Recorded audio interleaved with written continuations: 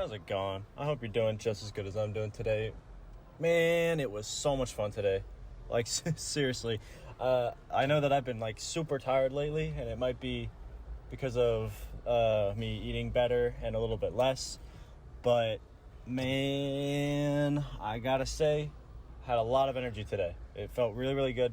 Squats felt good, and I really honed in the snatch form today. That was something I really wanted to work on the past couple of days. If you've heard me complaining about it, you know. I was jumping forward a little bit, bad old habit, locked that shit down. I just kept my shoulders slightly more over the bar, and boom, it's there. Just sometimes it's that one little switch that you need to flip back on the consistency. But regardless of that, physically, shit, I might have to give it a 9 today. Because, man, I'm serious. It was so good. It was really, really good. I really felt like everything was just honed in today. Just to throw it back out there, I think everything was on the same page. Mentally, we can give it a 9. At the most, 9.05. Not, it was like right there. But, if you're doing really well physically, the mental's bound to be just slightly higher, I feel. As long as you don't have any bullshit going on in your outside life. But it was just there. Gym homies, felt great. Lifts went the way I wanted to. Didn't feel super duper tired. Just felt like I was doing me and having a fun time doing it. I think something that really correlates with that is the way that you learn to do better through the experiences of other people around you, especially the people that you respect, that you really look up to. Not to say that you require other people to do what you're trying to do. It's more that little bit of inspiration, support, advice, whatever it is. It can get whoever you're talking to that next level without you even realizing it. The way that I see it is, I think more times than not, when people are trying to get better at something, doesn't matter what it is. It can be work, it can be gym, it can be any hobby you fucking want to talk about. But I think that most people end up putting in about 98% of the effort to get to where they're going, like the change that they did that gave them that new bit of experience in general.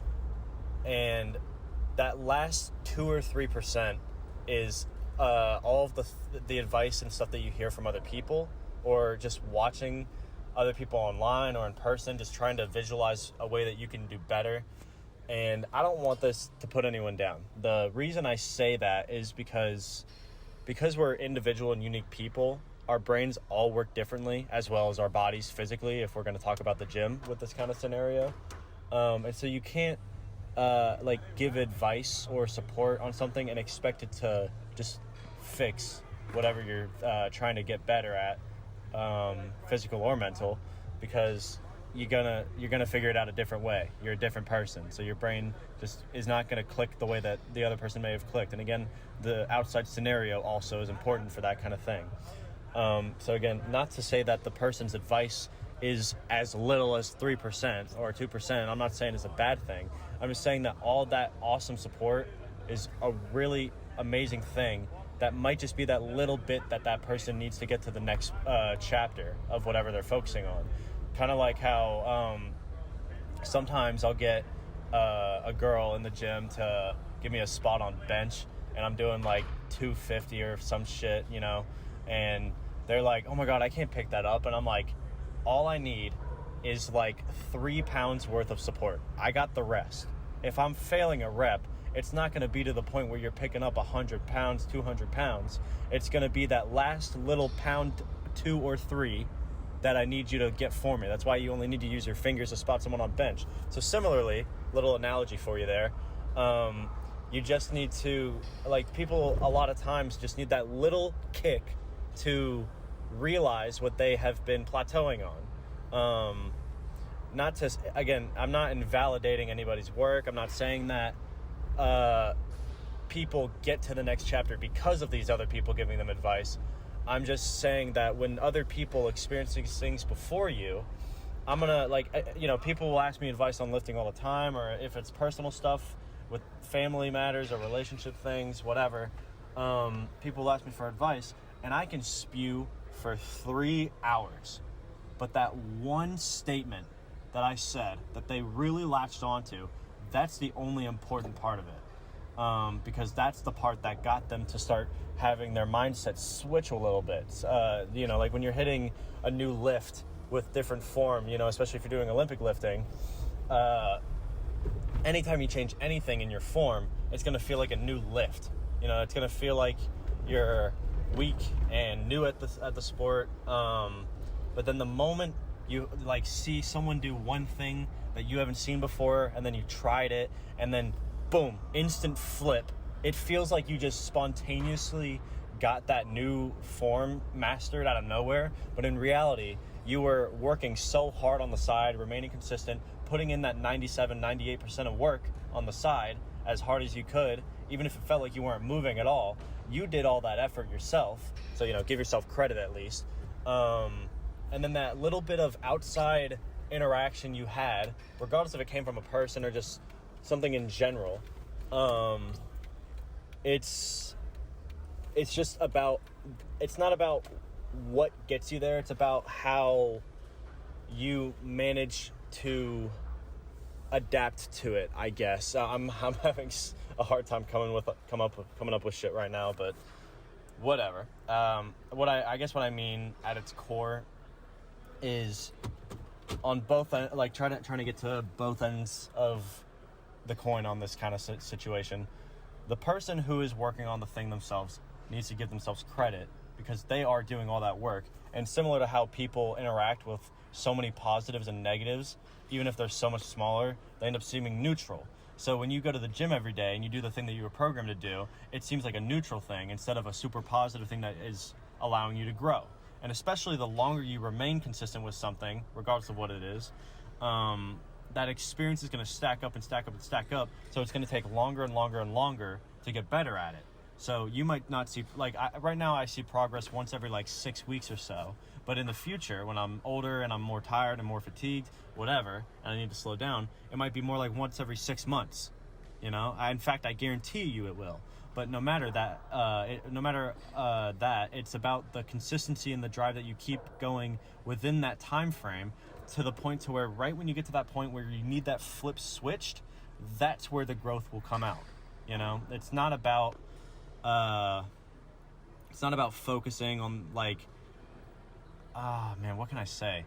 I literally made a video about how life seems effortless when or your goals seem effortless when you would start enjoying life, especially in the daily life. When you start really appreciating what you're doing and loving what you're doing and not freaking out all the time about it, your goals just end up starting to show up because, again, it seems like they show up because you're so consistent and nonchalant about it, and you're not letting your expectations drive you anymore, to the point that when you finally get to that ideology that you were chasing, it feels like it happened in that 1 hour that you got to that point.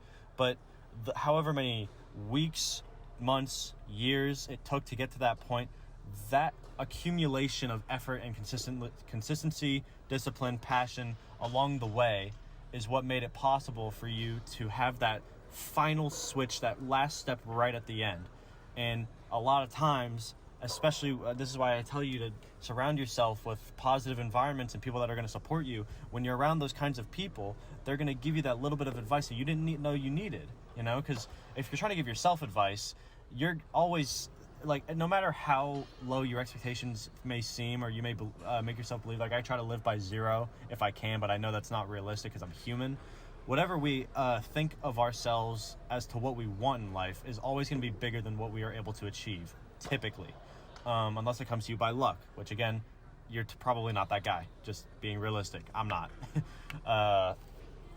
But it's so important to be around those kinds of people that are going to lift you up and actually show you that unequivalent support that you didn't expect.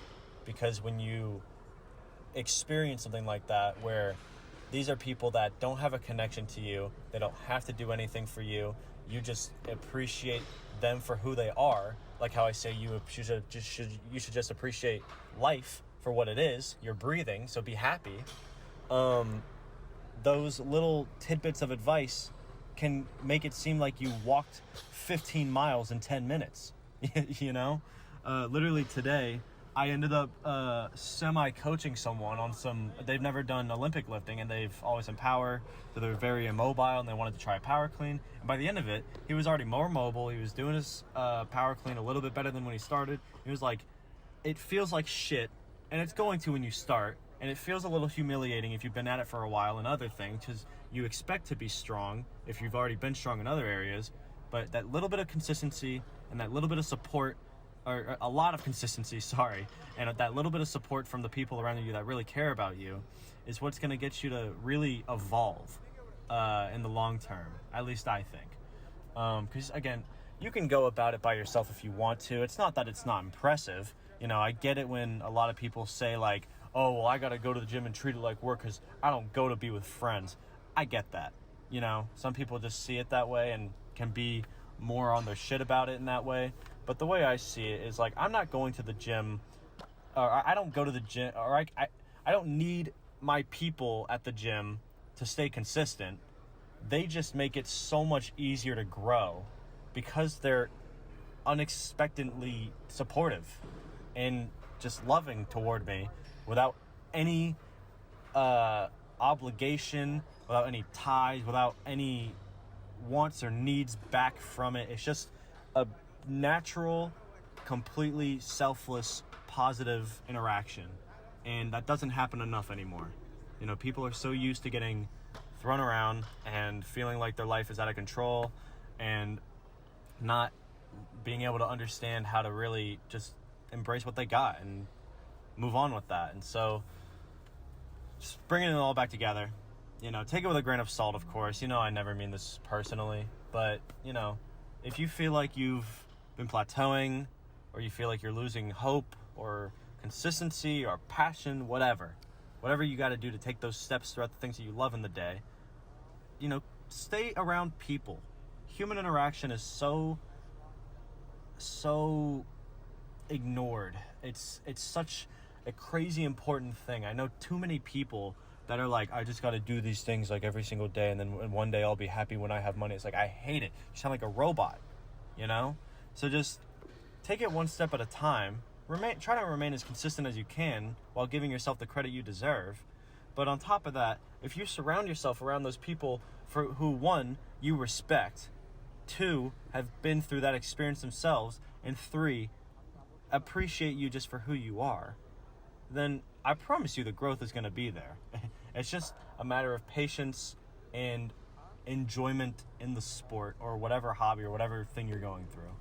So that's all I got. I'm going out tonight. I'm gonna have a little bit of fun. Gonna keep eating my meals. I might get some more variability in the cut. Another little cool thing is I was literally talking to somebody who's been bodybuilding for a long time today that I know, and he was like, yeah, man, you're not on a cut, you're on a recomposition. And I had never heard that term before.